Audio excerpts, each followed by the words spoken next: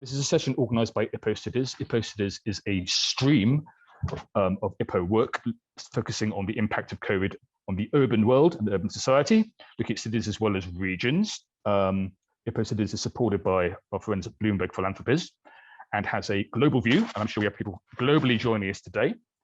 Previous sessions have been global in focus, but today we are focusing squarely on the United Kingdom, and we're delighted that we have leaders from cities and regions across the 4 UK nations who are going to be joining us and speaking with us and sharing their insights today. The structure of this session is we've posed 3 questions to guide discussion, and those questions are: how do cities and regions use the pandemic to address underlying systemic issues? In which way, what strategies are being deployed to build greater resilience against great future crises, and what can be done to address the scarring effects of the pandemic as part of city and regional recovery plans? In terms of the format, our 4 city leaders will speak in turn for about 5 or 6 minutes. We will then open the floor to a discussion. And where we'd like to run this is, if you can please put your thoughts in the chat and questions in the chat throughout the session, and myself and my colleague, Dr. Carla Washbourne, who will be co-chairing this session with me, will get to your questions, and we will have a discussion between our speakers and with you in the audience participating via the chat. So please don't be shy to put your questions in the chat. Okay, I think that's it for the housekeeping. So let's get into it. We're going to go all over the UK. We're going to go to London, going to go to Belfast, going to go to Cardiff, but we're going to start in Aberdeen. Angela Scott is the Chief Executive of Aberdeen. And Angela, a great piece for our IPPO Cities website, covidandsociety.com/IPPO last week, setting out her authority's approach to dealing with the issues we're going to talk about in this session. So without further ado, Angela, the floor is yours. Thank you, Jeremy. Can you hear and see me okay?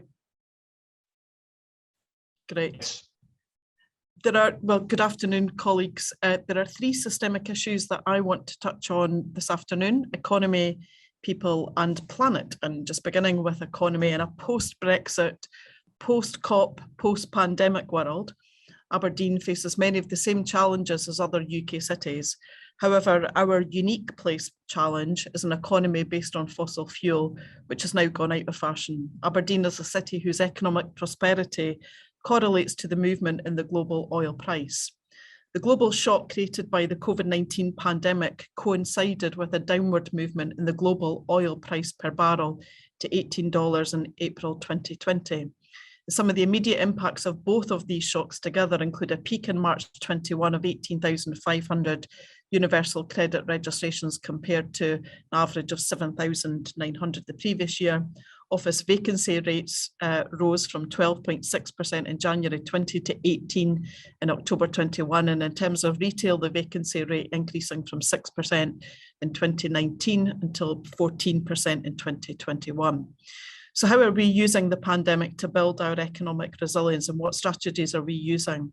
Well, as a city, we were focused on our economic resilience way before the pandemic, working together to exploit what are our 4 core unique place-based strengths. Firstly, an ecosystem of innovation and a strength of collaboration across industry, 3 academic institutions, and the private sector-led Oil and Gas Technology Centre. Secondly, a Team Aberdeen alignment between public and private sector to achieve the economic transition to net zero. Thirdly, a civic society which understands the risks of a bad economic transition for Aberdeen. And fourthly, a city which has a history of attracting inward investment.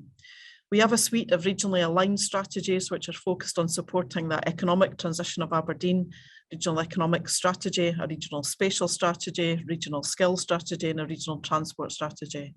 And I think the pandemic has shown us what could happen if we don't manage Aberdeen's economic transition. And therefore, I think there is a renewed commitment and vigour to the work we had started prior to the pandemic. The second systemic issue I'd like to look at is our planet. Pre the pandemic, we were trying to strike the balance between maintaining an economically vibrant city and city centre, whilst trying to manage the city's levels of carbon emission. During the pandemic, the environmental gain from this seismic shift to home working and public health measures across retail, hospitality and culture demonstrated the extent of change required if we are to achieve in Scotland the 2045 net zero targets. In 2021, total CO2 emissions in Aberdeen fell by 20%. So how are we using the pandemic to build our environmental resilience, and what strategies are we using? During the pandemic, the City Council, on behalf of the City, has agreed a net zero route map with 6 enabling strategies. This work has been led by a distributive leadership group, and we're trying to encourage and support a community movement to contribute to the route map. Aberdeen Communities Together comprises more than 150 groups, thousands of people of all ages and backgrounds dedicated to enhancing the city's green spaces. During the pandemic, we also established our first annual mock COP, which is being led by children and young people. And our first young COP president will hold the city's leaders to account for the delivery of that route map. For me, our environmental resilience will come through enabling the voices of children and young people as they embrace the scale of change required and are not willing to compromise. And it will also come from the community activism we're seeing in our 150 groups. And the third systemic issue I'd like to consider is our people. We face a number of systemic issues. The underlying poor health of our citizens, our approach to adult social care and NHS aren't sustainable in their current form, and the gap between those who have and those who haven't is getting wider. The pandemic revealed more vulnerability and fragility within families than we had seen previously. In response, we established 3 family wellbeing hubs in targeted areas of the city to support children and families, each with a strong focus on mental health and wellbeing. This has developed into a new family support model that relies on a multi-agency approach to supporting families. This vulnerability is not going to disappear just because the pandemic is dissipating, and our developing approach to family support will hopefully build resilience in families.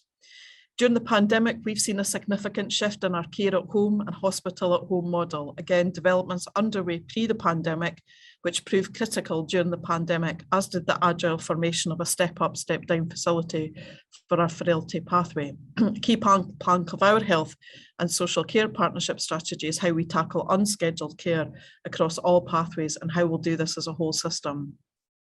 Our immediate priority for our children and young people, including our hormonal teenagers, is to get them having some fun, to rediscover the childhoods that they've missed over the last 2 years through an Easter and Summer of Fun programme. We'll continue to build capacity and capability within our school settings and community setting to support children and young people with their mental health as the extent of that scar from the pandemic continues to reveal itself. And finally, question number 3, what can be done to address the scarring effects of the pandemic? It's important to recognise that many of the scars existed before the pandemic. The pandemic, in my mind, has simply reopened the wounds. We face a policy choice. We either place sticky plasters over the scars which have been reopened, or we genuinely attempt to address the wounds which we've been bystanders to, in some cases for decades. But in addition to the public policy choices we make, I can't help but think there's something more societal for us to think about in our response. At a recent meeting of the city's faith leaders, who played a critical part in our city's response to the pandemic, I set out that our challenge is to preserve the sense of collective goodwill we saw blossom during the pandemic, and for us to consider what we will unify on for the future health and well-being of all Aberdonians. I set out 5 hopes: the hope of friendship, the hope of trust in one another, the hope of kindness, the hope of continued working together in new partnerships, and the hope of hope. Jeremy, I'll leave it there. I hope my input's been useful for the discussion ahead. Thank you very much, Angela. It was great. And I do encourage anyone who's not read Angela's piece on the website to do so. It really sets out very well the issues facing a city like Aberdeen and the ways in which they've been responded to. That's great. Thank you so much, Angela. We're now going to go down south to the capital. Jules Pipe is the Deputy Mayor of London for Planning, Regeneration and Skills. Jules. Thank you, Jeremy. And thanks for inviting me to share London's experiences and perspectives on the pandemic and our work, continuing work to build a fairer economic and social recovery for the benefit of all Londoners. I think our perspective is that, you know, the serious things that have come out of the pandemic aren't new. There have been some new things, but it's the serious things were pre-existing. The pandemic's exposed and exacerbated existing structural inequalities that were there long before the pandemic. Before COVID, there were huge differences in incomes and healthy life expectancy across London, as well as stark inequalities in educational outcomes, mental health, job security, living conditions, access to green space. And COVID has simply shown how material these inequalities are and how deep-rooted they are. Factors such as ethnicity, migration status, socioeconomic status, disability, gender, age, all these left some groups at much greater risk of job losses, poor mental health outcomes, or of course suffering serious illness or loss of life. So therefore we've put tackling inequalities at the heart of our recovery work. The London Recovery Board, which we put in place, brings together leaders from across London's government, business sectors, civil society, and also includes the health and education sectors, trade unions, and the police. And it's made a clear commitment that our recovery should narrow social and economic and health inequalities. And this focus is woven across 9 missions that have been established that form the recovery programme. And those 9 missions include 5 social recovery elements or missions, which are specifically focused on redressing inequality, from ensuring everyone can access the sort of the advice and support that they would need to avoid financial hardship in the future, which of course is increasingly an issue day by day, through to enabling young people's access to good quality youth activities. So the board's established a subgroup that specifically addresses structural inequalities and to actively work to make things better for those most impacted by the pandemic, as well as informing the work across the recovery programme as a whole. And the scale of the social and economic impact of the pandemic, I think, really did demand a new approach to working together in London across, not just the government and departmental government divides and local, regional, national, but all the different sectors. And that's why in partnership, the Mayor brought together London councils, which here in London represents the 32 London boroughs and the Corporation of London. He used his convening power to bring them together for the first time with leaders from across London to form the Recovery Board. And together they identified a grand challenge to restore a confidence in the city and minimise the impact of the pandemic on London's most vulnerable communities, and rebuild the city's economy and society. And I think working together, we're really trying to seize the opportunities that come from this chance to reimagine our city as one which is fairer, greener, healthier, and one that's more resilient than before. So from supporting new green jobs, capacity building within communities, and really taking, as many of us are across the country, wanted to take really bold action to tackle climate change. And we've got sort of a Green New Deal mission specifically addressing that. We're developing our environmental resilience, infrastructure resilience, and community resilience as well. And the approach includes targeted interventions to support those communities, as I said, most affected by the pandemic. Whether from additional skills and employability support through to mentoring programs for young people. And it also includes support for sectors such as hospitality and culture and areas of London, such as the Central Activity Zone, that have been the hardest hit. So just to finish up, giving you a couple of practical examples of what this looks like. We have our New Deal for Young People mission. And that's a funding opportunity that we've launched for mentoring programs that we hope will support over 30,000 young people who are facing the biggest challenges. We've a Helping Londoners into Good Work mission, which a big part of that is the Mayor's Academies programme, and that's bringing together partnerships of employers and skills providers to improve the quality and sector relevance of training.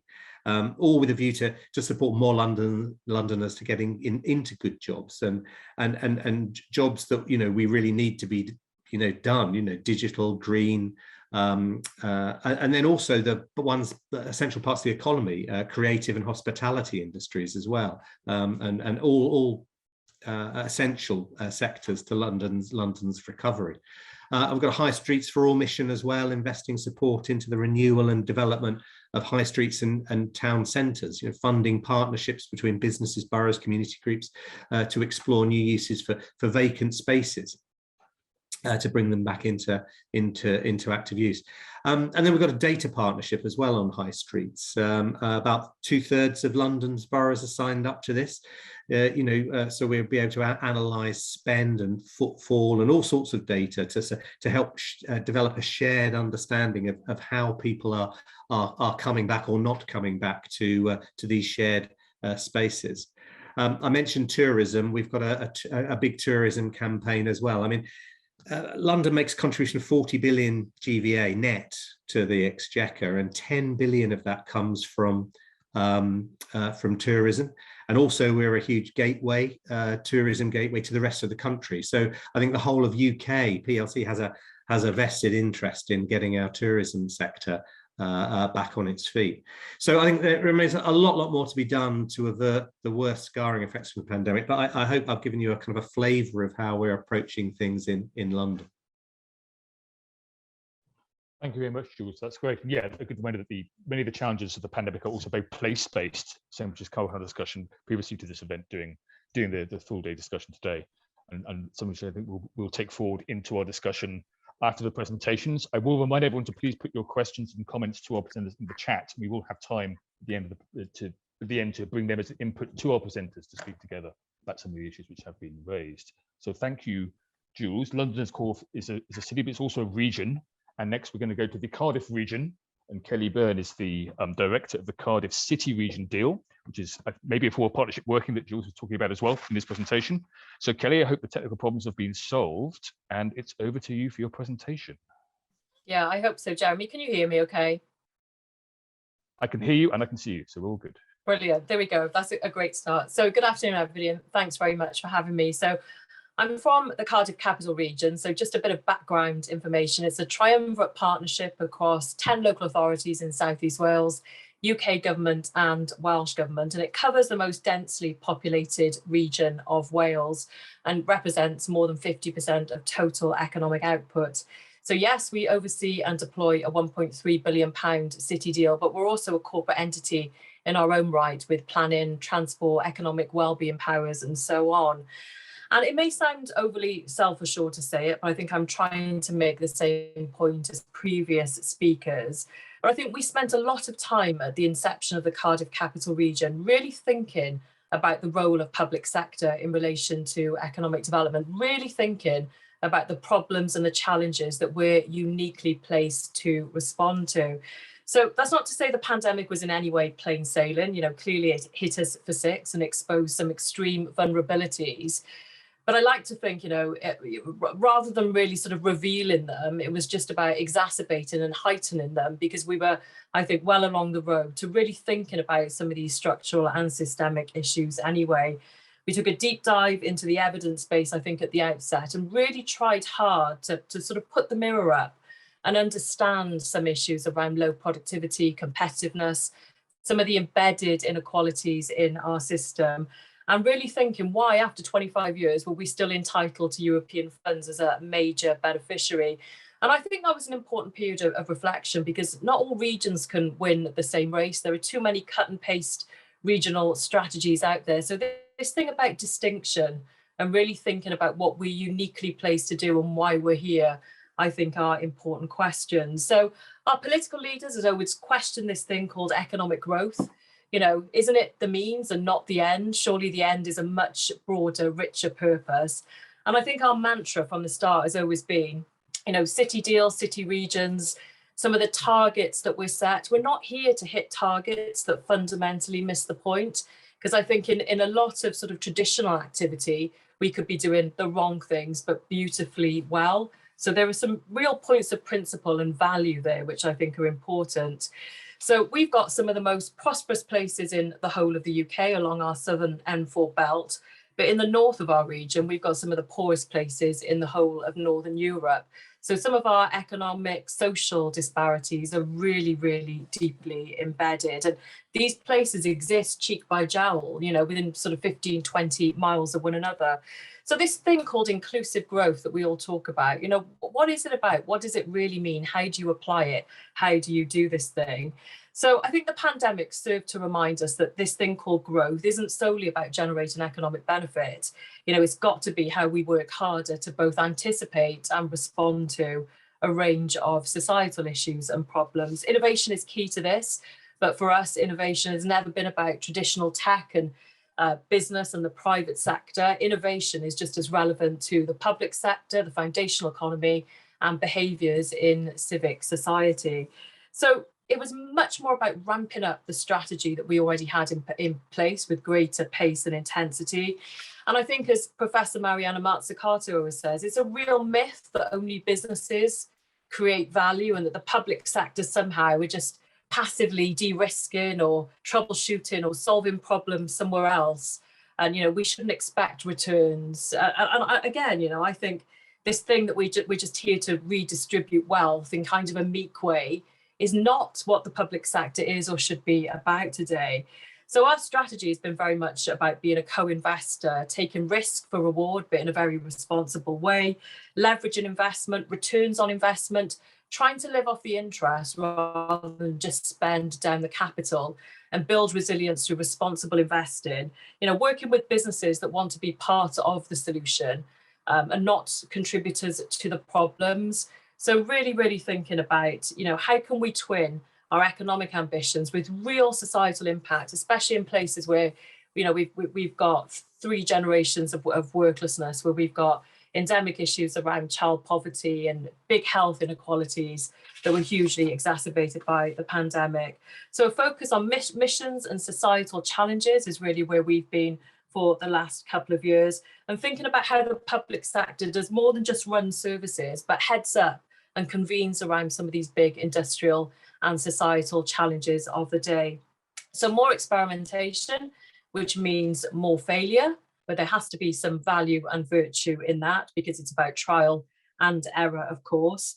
But I think this thing about co-creation and wariness over big ideas and big tech, clarity about what really good looks like, and a focus very much on micro matters. How can we stimulate that demand-led innovation? So that's the kind of strategy that we've been working to. It's hard because there are no quick fixes. This can't be about jam today. But 2 examples I would just sort of reinforce, Jeremy. The first one is the huge scarring effects that the pandemic has had on our foundational economy, and in particular our capacity for local wealth building. So sectors, you know, public transport, public sector's approach to decarbonisation, high streets, food security, hospitality, you know, still reeling from the effects of the pandemic. So we convened a very small, only £16 million, but a seed challenge fund that was really focused on how we leverage the public balance sheet for good, using innovative public procurement to procure innovation and different solutions to some of these intractable problems. So doing research and development in the public sector and thinking about how, you know, we move away from buying off-the-shelf solutions that don't work anymore, if they ever did, and thinking about how we generate new ideas, new products and services that really serve at proper public value creation. Some really good work going on there around food resilience, public sector collaborating over a zero carbon fleet. We're doing some fantastic work with health in terms of process innovation, and some fantastic projects now starting to emerge around hospitality, future of high streets, really thinking radically differently about what we do with some of these problems, and investing lots of money as well in maintaining that sense of innovation that I think we all saw through the pandemic in public services, and taking away some of those custom and practice rules which aren't really, that unshackle public servants and really bring the best of them to the fore. Very quickly, the second example, we've just recently purchased a former coal-fired power station, 500 acres in the Cardiff capital region. It's called Aberdeen Power Station, and we won it through a closed competitive bidding process. And, you know, I hear a lot, well, why didn't you just leave this to the private sector? Surely the private sector could have done this. And of course they could. But this comes back to my point about the public sector trying to take a different approach, being seen as long-term, patient, responsible investors who will undertake not just an investment role, but a stewardship role, thinking about issues around energy security differently. We're not here to asset strip a site or to break it up and sell it in component parts. The site is significant because it's got 2 major grid connections. It's got an operational railhead, it's coastal. So in the light of the huge issues that we have around energy security and resilience, the idea is to develop this site comprehensively as a green energy park, bringing together community, biodiversity, local ecology, with huge plans and significant ambitions to really ramp up pace and intensity around our energy objectives and ambitions. And yes, you know, some people say it's risky, is it speculative? Well, the price that you pay for something today is very much dependent on what you expect it to yield in the future. So what can we do in the future, I think, to continue to address scarring effects and think differently? I think for me, it's very much about a cultural process. It's about institutionalizing new ways of thinking, new ways of working, thinking differently about the characteristics of public involvement and public investment, the problems we're here to uniquely solve. So it's got to be about long-term participation focus, no jam today, and very much being about foresight and ability to look ahead. In Wales, we've got groundbreaking legislation called the Wellbeing of Future Generations, and a shared belief that competitiveness has got to mean more than just unit wage cost over price if we're ever going to close the gap between economic growth and well-being economies. So for me, it's about a very sophisticated understanding of risk, reward and responsibility. The biggest risk I think we face, Jeremy, is failure by omission. That frightens me to death. And I think levelling up has the best chance of working if local areas, regions are better able to take some of these issues into their own hands and have much more of a place-based approach to how we affect the change that we all know we need to see. Thank you, Kelly. That was great. And yeah, I think that fits in with one of the main themes of the day, which is that COVID is obviously something which has had horrible effects, which need to be responded to by all levels of government, but it's also a window of opportunity to do the kind of innovative work which you've been setting out and other speakers have been setting out. So in that spirit, we will move to our final of our 4 speakers before we open for the discussion. And again, I encourage you to use the chat function with your thoughts. John Greer is the Economic Development Director of Belfast City Council, and John will set out that city's approach. Thanks, Jeremy, and thanks to everybody for the opportunity to telling a little story of Belfast's journey through the global pandemic. It's the curse of being last in the panel that you aren't going to hear anything significantly different. The challenges that we faced have been around 3 broad areas: economy, health, and place. In terms of economy, nothing really new. The pandemic has simply exacerbated and made more acute some of the systemic challenges that Belfast has faced. Belfast has been a city which for many years has attracted a significant amount of foreign direct investment. In fact, Belfast is the 2nd biggest attractor of foreign direct investment, only bettered by London. It's the #1 destination for cybersecurity investments from the US. So we have this incredibly exciting growth as a tech city, which is creating massive employment and growth opportunities for the city. But that is contrasted by the fact that we have the UK's 2nd highest level of economic inactivity and are still home to some of the most deprived areas in the UK. Has the pandemic hit? What we've seen is those technology businesses, that industry, proved to be extremely resilient as workplaces were virtualized, as services moved online, as we all adopted greater levels of digital technology. Those sectors grew, but those job opportunities were not accessible for many of the people in our city. And at the same time, the traditional industries where those people worked, tourism, hospitality, retail, were among the most acutely affected by the pandemic. And that again revealed a systemic issue for us, is that level of economic inactivity, that disparity in our population, and also the long-running challenges around how do we move people effectively through a skills pipeline. Belfast has, for a long time, has faced a population health challenge, and then that those areas that suffer from deprivation also suffer from low life expectancy and increasing levels of economic inactivity, and those things are linked. And those levels of deprivation and those areas of deprivation are also characterised by having some very old housing stock and very inefficient housing stock from a carbon point of view. And again, the people that are living in those houses then become incredibly vulnerable to the volatility in the fuel markets, which just lumps more and more problems on those. In terms of place, Belfast is a capital city.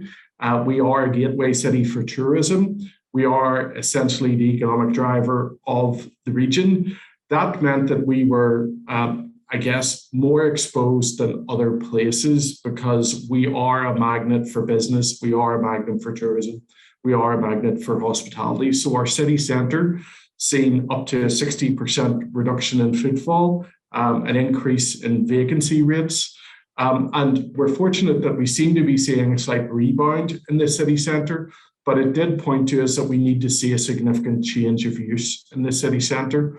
We have a piece of work that we did, which was looking at the source of most of our carbon emissions, and that the two major emissions were our domestic housing, again referring to the old housing stock that we have in the city, but also the fact that we're a gateway city where there's so many people in the travel to work area who are essentially on a daily basis importing the carbon. So what we wanted to see as part of our response and strategies for building greater resilience around the future city was how we might accelerate the change of use in Belfast in the city centre. So we put a group together that was fortunately chaired by Sir Michael Lyons, which was the Innovation and Inclusive Growth Commission, which was charged with coming up with constructive, deliverable proposals around how we might accelerate those things.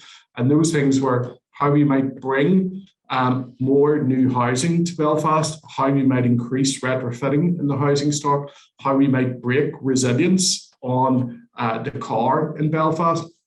And they've resulted in some significant changes. In the next year, we're going to retrofit 3,000 homes in Belfast. That in itself creates an economic opportunity. We have a policy called the Bolder Vision, which is bringing more blue and green infrastructure to the city, more public realm enhancements, and turning more of that traditional road use into active travel arrangements. And the Minister yesterday announced a significant investment in the first phase of the rollout of the Belfast Bicycle Strategy, of which we're encouraged by. We also worked with partners to set up the Local Inclusive Labour Market Action Plan in Belfast, which is a board including universities, education, training providers, employers and ourselves, about how we might bridge that skills gap and make those innovative digital industries more about inclusive innovation. And that has been very successful in helping people to bridge into those high growth industries and jobs. In terms of how we might address the scarring effects of the pandemic going forward, I think we have seen a significant change in the focus in what we do and how we do it. I was interested to hear Kellie's comments and her journey with the city deal. We are just have had our city deal signed, which is £1 billion of investment into the city region deal.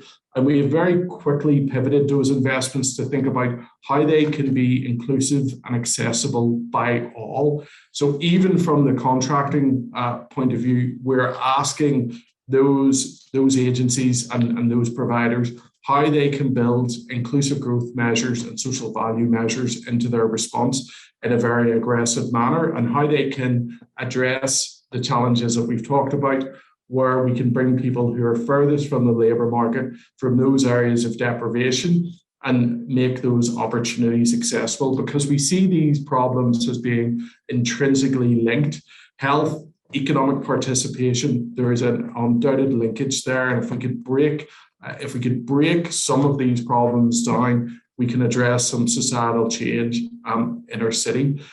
We're very invested as well in micro-credentials, digital badging, working with RSA to ensure that those people from those deprived communities can access non-traditional educational routes to be able to achieve the skills that will make them be able to access these new opportunities. We've invested significantly in inclusive growth and developing our social economy in Belfast, as we really seen the value of that social economy infrastructure as we as a council tried to respond to pandemic with the increases in poverty, the increases in digital divide, and so on. So that is an area that we invest in, and I think the value has been recognised by all. As well, like Kellie, we have a debt and equity fund, which is an evergreen fund, which is about investing in businesses that can respond to societal challenges in the city.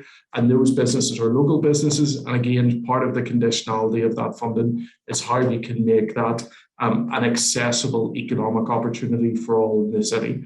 And as I said, our main response is trying to think about how we can deal with some of the city challenges like housing, new housing, retrofit of housing, the transition from carbon perhaps to hydrogen or another technology, and make those demand windows accessible to all. So a lot of the work we're doing, Jeremy, is really focusing on in the area of skills and employability. As what we've seen was one of the systemic issues, which was the most difficult to bridge, was that rebalancing of the industrial sectors in Belfast. And I think that's something that all cities and places have been challenged by. So Jeremy, that's it for me. I'm looking forward to the questions from the panel, and thanks again for the opportunity. Thank you very much, Sean, for sharing your thoughts stuff in Belfast. That was great. And yeah, just that idea that the COVID has been a sort of an accelerator of many pre-existing trends, accelerator of things we need to deal with as a society. I think that's a theme that's come out through all four of your presentations. I'm going to hand over shortly to my colleague, Dr. Carla Washbourne. He's a professor at UCL to moderate this part of the discussion. But I'll kick off with that. We've had one question in the chat, which is also kind of what I was going to ask as well, which is a question from Neil Denton about what has the pandemic taught you about the social fabric? What have the pandemic taught you about the place which you are a leader of? So Angela wants to maybe kick off, and then we can go around. Neil's also said, there's a second part, what lessons you think you're putting into practice, and what does that look like in terms of real actions? So Angela, maybe start, then others, please do jump in. For me, what's been a standout has been the strength of our faith community, the diversity within that community, and its significant role, and actually for many, the first responder before coming to the state actually, and I think for me as a public servant to not shy away from that relationship with the faith in terms of how we address the scale of challenges we were doing during the pandemic. It was far too big for the state to do. So both the faith community and the civic community more broadly, and in an urban environment, quite special to see the extent of volunteering, because we would generally recognise that strength of volunteering much more in rural environments than in city environments. So the level of volunteering that went on in an urban environment, that felt to me to be quite significant. I think our challenge is how we keep that going forward, and whether we can convert that into supporting the energy challenge or the health challenge. And again, a number of colleagues have referenced that. But certainly for me, there's something about how the state continues to work really closely with the faith groups, and actually how important they were, particularly around immunisation and kind of different perspectives around that. So the strength of the faith community, the strength of the inclination for volunteering in an urban environment, and how we're going to build on both of those. Jeremy, that would be my point. Great, thanks. If anybody else wants to come in on the panelists. Well, yeah, I can go next, Jeremy, if that's okay. And I would completely endorse all of that. The propensity for social action, the levels of shared purpose that we've seen across, different sectors, groups, communities has just been, it's breathtaking. But again, you know, the level of innovation and I think the creativity that we've seen in public services to respond and respond quickly is definitely something that we have to take forward. So I think in a traditional economic sense, it's really sort of reinforced why we need to build ecosystems and clusters, why we've got to be supporting much more entrepreneurial, you know, civic regard in entrepreneurship is probably how I'd describe it.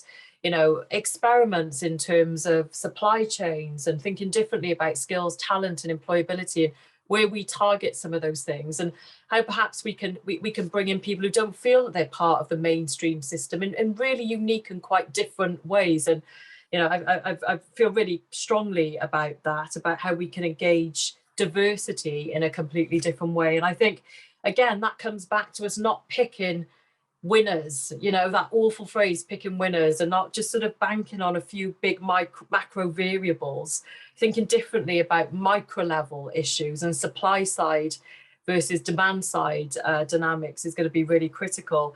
And I think that the second thing for me that I just wanted to touch on was just this focus on missions, not just small challenges, but the Mazzucato mission stuff, I think is really critical to get in economic ambition to work with progressive social policy.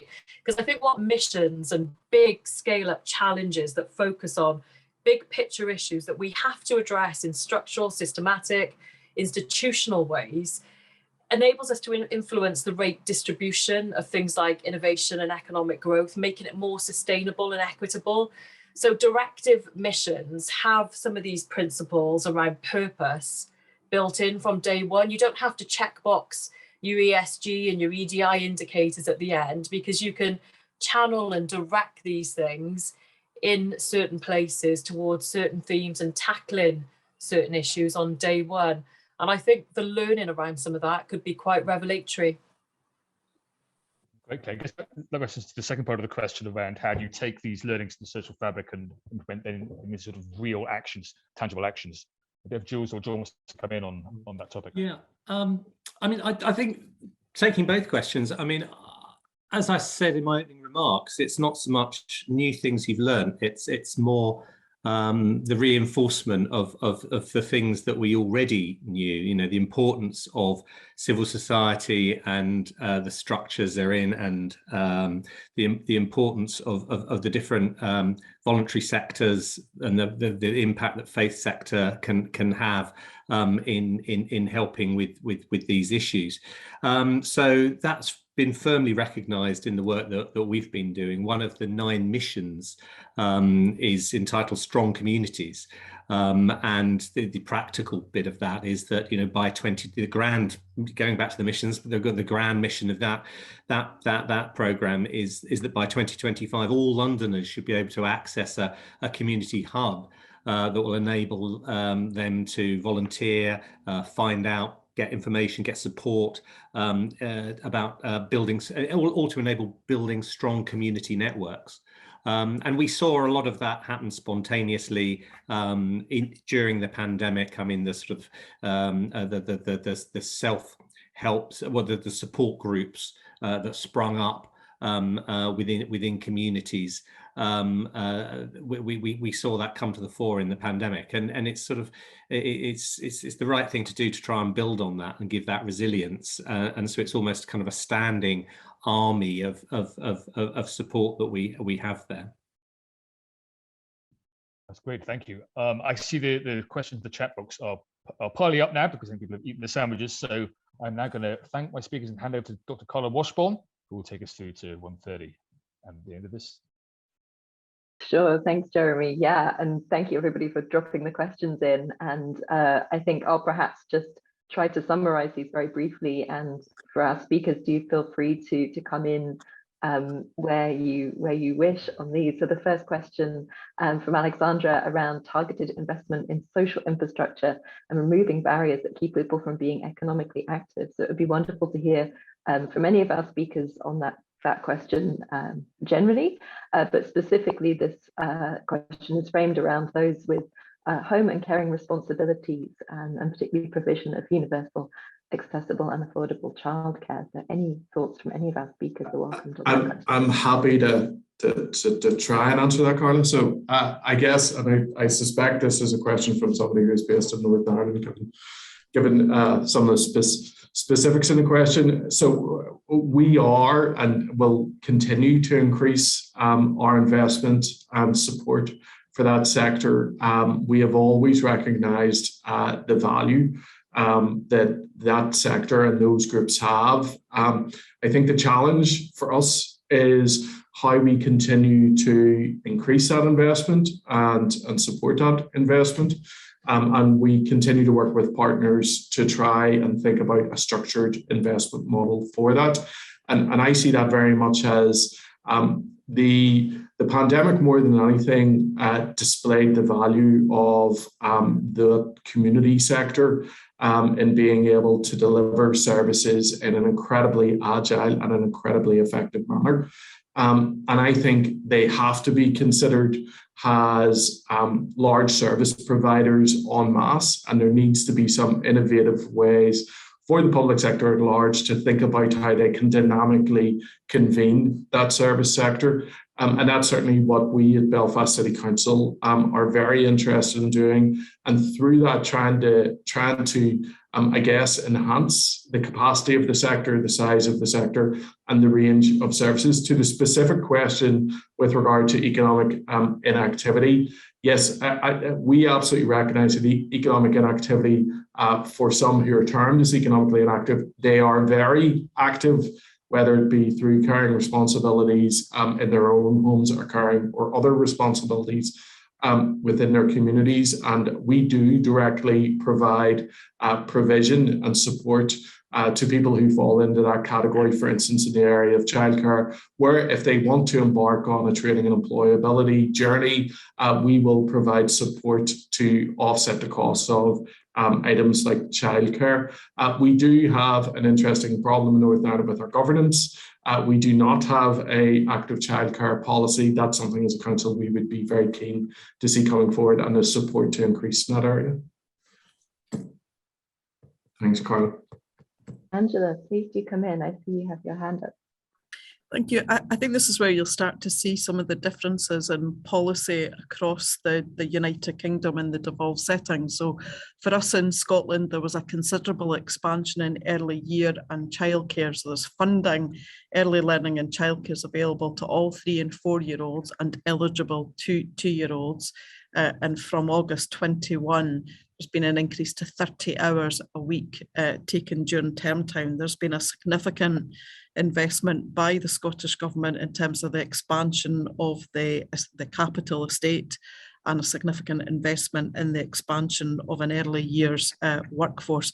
And that's been done in partnership between Scottish Government and 32 local authorities in Scotland. So quite a considerable expansion of support to enable carers to return to the workplace. Carla, I was going to mention.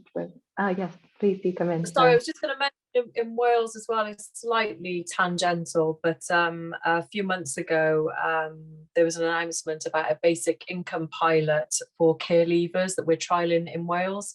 It's probably going to impact more than 500 young people. But again, looking at the evidence base post-pandemic and some of the significant issues going forward around all kinds of financial energy security and so on. A really innovative way, I think, really thinking about learning from previous pilots that we've seen in Europe and North America, and thinking how we can do better in the long term to not just financially support young people, but physically, emotionally, make it, that point that I made about how we leverage the public balance sheet differently to think about the problems that we need to solve. And I think this is potentially a great example of that. So watch this space. Excellent. Thank you very much, all. And I realise we're sort of slowly sliding a little bit into the next question that's in the chat, which is around the engagement of children and youth in the development of child-led visions for urban futures. So it would be good to hear any thoughts on that. I'm also going to prompt everybody on the question to follow, which is perhaps a slightly broader question to do with policy autonomy at city level, and the autonomy that you feel that you've had to be able to make changes needed, and perhaps a little bit about the relationships between city leadership and devolved policy leaders. But if we take the question around child-led visions, and then we can move seamlessly into that. But again, whichever of our speakers would like to come in first on that. Angela? I'm happy to kick off again. Before the pandemic, as a city, and there are a number of cities across the United Kingdom that are striving for UN child-friendly accredited status, and completely up the middle of that is around children's voice and making sure that that voice is heard across all agendas, and it's quite a rigorous assessment in order to achieve that. Certainly within some development we've been doing recently in the redevelopment of our beach and plans for an urban park, we are completely being guided by the voice of children in order to design those facilities. And as I described earlier on, the voice of children in energy transition agenda. So I think for us, again, in a policy context, the UN Child Friendly builds on rights respecting schools initiative that we've had and we've been following here in Scotland as well. So absolutely, it's central for all of the development going forward. Thank you.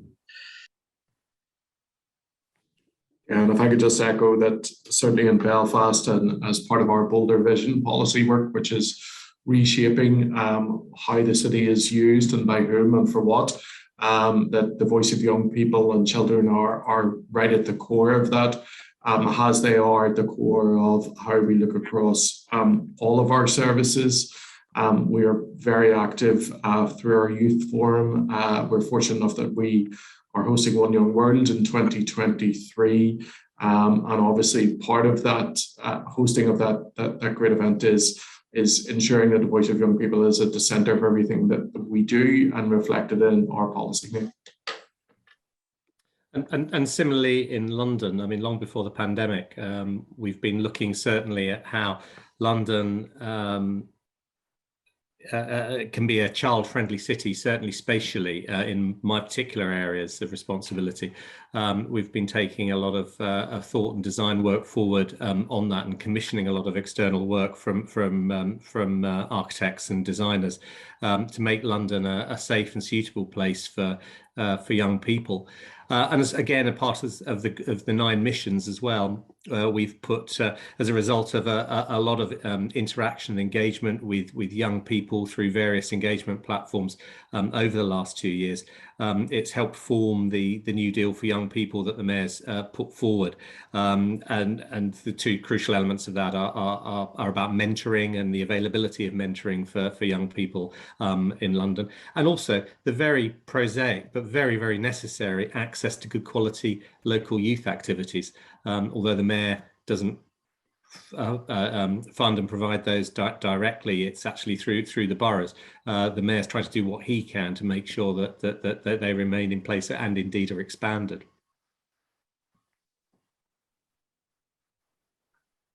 Excellent, thank you very much. I realise we will be drawing to a close very, very soon to hand over to the next part of the day. But it would be wonderful to hear any thoughts, and I won't completely read out the question, but the question that I alluded to in the chat from Graham Roy around the extent that you feel you've been able to have the autonomy at city level and to make the changes that you felt are necessary across the pandemic period. Perhaps if we can start with you, Kellie, and work our way around. Yeah, so thanks, Carla. So like other colleagues, obviously Cardiff in Wales is operating in a devolved context. And I think what I would say is through the pandemic, the way of working with Welsh Government, the closeness, the alignment, our city leaders, our regional leaders were meeting with Welsh Government ministers daily. You know, the relationship, the communication, the engagement was that close. I think it's different for us because obviously our city deal, for example, is funded by UK government and the local authorities, not necessarily Welsh Government, although they're part of it separately through the South East Wales Metro. And I think with what we've seen now, Carla, through the Internal Market Act, some of the recent developments around post-EU funding, the Shared Prosperity Fund, the Levelling Up Fund, the fact now that we have direct UK intervention in Wales, we've got a UK civil service hub, much more direct provision. And I think, that I've heard both sides of the story, if you like, and I would say that because you have to be neutral as an officer. But I think what's more important than anything is the recognition that we now operate in a multi-level governance environment.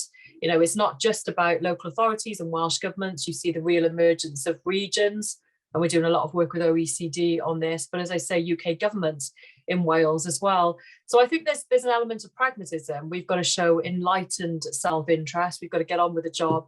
And I think that the really interesting question it poses is, what are all the different roles and contributions that we play and make at UK government level, Welsh government level, regional level, local level? How do we get that fit?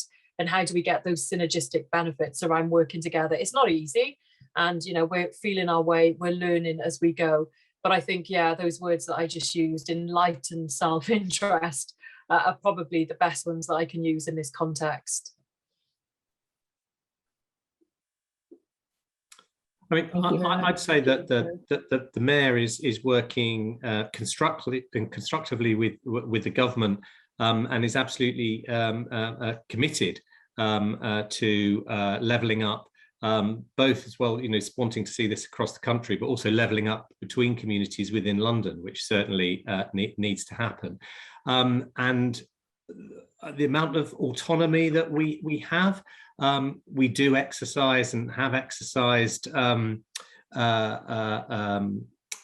autonomy on issues where we have had the devolved power, such as skills, and we've brought some things in sooner than the government has, where they've realised that they were good ideas to follow, certainly in widening eligibility to various courses, for example.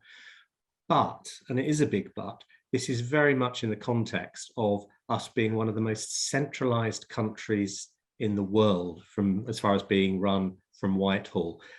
There's no global city in the world that is, well, probably outside of North Korea, that is so centrally controlled by its national government in terms of how much money it can raise, the discretion about where that money can be spent, and also the money that it gets passed back to it, that it's generated, given to government, and then passed back. It has then constraints about how it can then spend that. As I say, it's one of the most centralized capital cities in the world. And I think probably all the panelists would probably share, would probably agree that there's a long way to go on devolution for all parts of the country and all cities in this country. Thank you very much. So my the master timekeeper is informing me that we have about 1 more minute left. So Angela and John, apologies for very, very short final thoughts. Anything else to add on this question?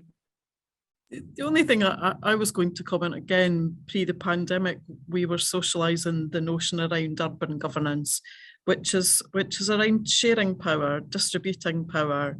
And I guess if we take anything from the pandemic, it's around better results by everybody working together and not fighting over power, and coalescing behind a common purpose that we're all striving to achieve. So I'm trying to move away from the kind of narrow construct around who's got the power and permissions, and just saying, let's just keep working on the partnerships, and that's community, it's public partners, it's civic, it's faith leaders, it's everybody working together, because the scale of the challenges that we are facing and our communities are facing is ginormous. And I would include the academic community in that. I don't have a strong partnership with the academic community, and I call myself as a policy lead. So I think there's something around the contribution that academics play into some of these challenges that we're facing. Thank you. And final thoughts, John?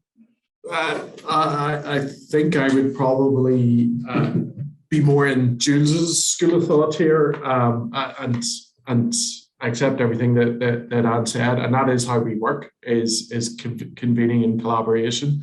Our governance structure in Northern Ireland is slightly more fragmented than even Jules' own governance structure, but I think that there is a very clear argument based on competency and capacity for further devolution. And I think it is natural in the power of place and in recognising that you have further devolution, and we would certainly welcome that coming forward at pace. And if anything, I think our agility and effectiveness in responding to the pandemic has displayed the clear argument for further autonomy. Thank you. Thank you very much, everybody. I'm gonna stop my timer at 1:30. I know we need to hand over to the next session, but thank you so much to all of our speakers. Thank you to everybody for joining us for the lunchtime session by IPPO Cities.